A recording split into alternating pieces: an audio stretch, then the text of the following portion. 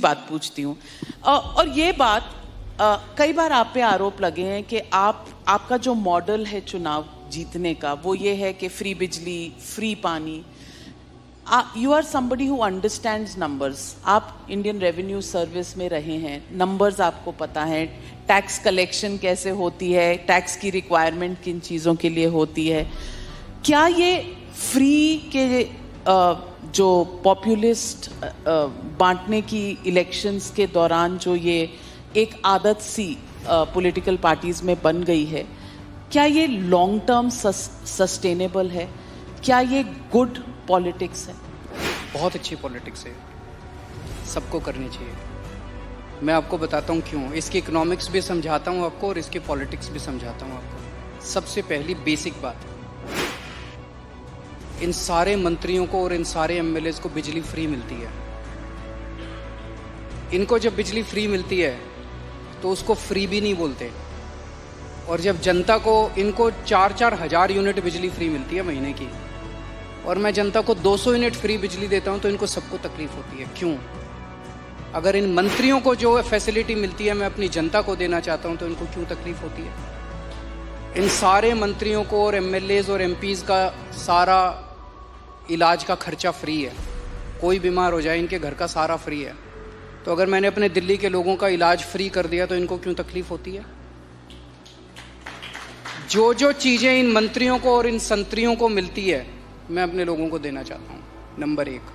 दूसरी चीज, अगर मैं, एक समय था जब मैंने सुना था कि राजनीति के अंदर एक समय था जब फ्री बांटते थे, और फ्री बांटने का पैसा कहां से आता था? सरकार लोन लेती थी और लोन लेके उस पैसे से फ्री बांटते थे। That is not good economics.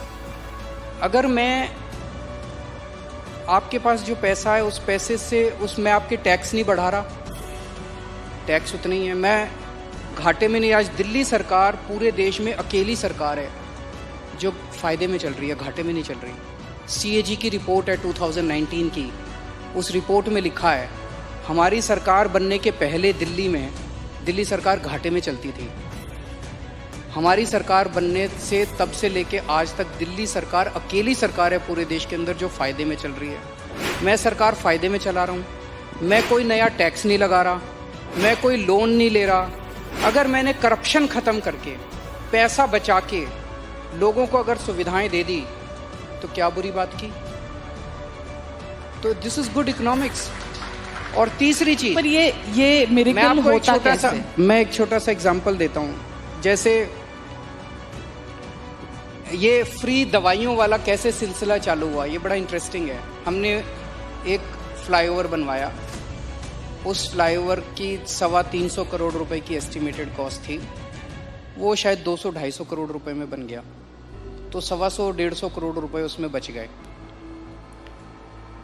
Cabinet meeting चल रही थी, हम लोग डिस्कस कर रहे थे, तो पता चला कि ये 125 करोड़ रुपए बच गए। हम ये डिस्कस कर रहे थे इस पैसे को कहाँ इस्तेमाल करें। तो मैंने कहा अगर हम सबका इलाज फ्री करना चाहें तो कितना खर्चा आएगा? So after 2-3 days they got back to me, they said 300-350 crore. So मैंने कहा ठीक है, इतना तो हम फ्लाईओवर बनाने में ही बचा लेंगे, इतना का पैसा। तो अगर मैंने फ्लाईओवर बचा के लोगों का इलाज फ्री कर दिया तो क्या बुराई है? मैंने सुना था कि एक मुख्यमंत्री हैं शायद गुजरात के, उन्होंने अपने लिए एक जहाज खरीदा 190 करोड़ रुपए का। मैंने लिए अपने जहाज नहीं खरीदा, मैंने दिल्ली की सारी अपनी माँ बहनों का DTC बसों में किराया मुफ्त कर दिया, 150 करोड़ का खर्चा आया। बताओ क्या बुराई है?